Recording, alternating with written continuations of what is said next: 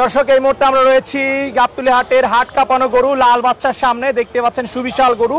তো এই গরুটি সম্পর্কে আমরা আপনাদেরকে জানার চেষ্টা করব। আসসালামু আলাইকুম। ওয়ালাইকুম আসসালাম। কেমন আছেন? আলহামদুলিল্লাহ, আল্লাহ রাখছে ভালো আছেন? জি আলহামদুলিল্লাহ। কোন এলাকা থেকে আসেন গরু নিয়ে? কুষ্টিয়া কুমারখালী। কুষ্টিয়া কুমারখালী। জি জি। এটা কি জাতের গরু ভাই? এটা ফ্রিজিয়ান। ফ্রিজিয়ান গরু। ফ্রিজিয়ান ফ্ল্যাগ দিয়ে কিছুটা ভাগ আছে। কয় বছর লালন পালন করেছেন? এটা আমি করছি হলো 1 বছর, কিন্তু তার আগে 3 বছর আরেকজন লালন পালন করছিল। আচ্ছা, দাঁতে কয়টা এটা? এটা 6টা। 6টা। নাম কি এটার? লাল বাচ্চা। লাল বাদশা। জি।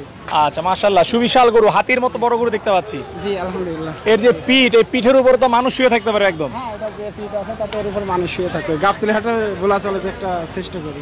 গাবতলী হাটের শ্রেষ্ঠ গরু দাবি করছি আমি তো পুরাটা ভিডিও দেখি নাই।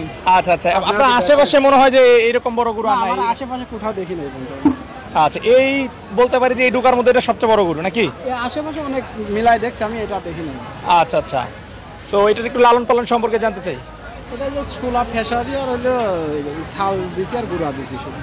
আচ্ছা আচ্ছা, ওজন কিরকম আছে এটার? ওজন আছে, স্কেল করছিলাম হলো 1145 কেজি।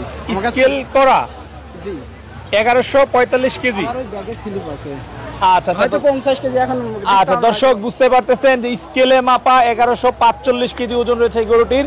সো কতটা সুবিশাল গরু এটা কিন্তু কোনো কেজি বলা হচ্ছে না। আমি মিথ্যা কথা বলবো, আমার আচ্ছা, এবং যদি কেউ চায় সে মেপে দেখাতে পারবেন।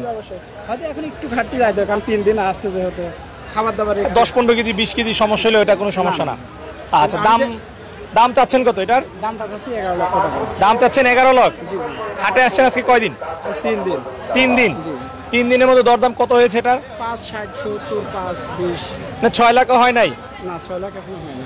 আচ্ছা আচ্ছা, তাহলে তো মানে বলতে পারি বাজার খুব বেশি একটা ভালো না নাকি? বাজার যে পরিবেশ এটার থেকে বোঝা যায় যে অনেক খুব একটা ভালো হয়।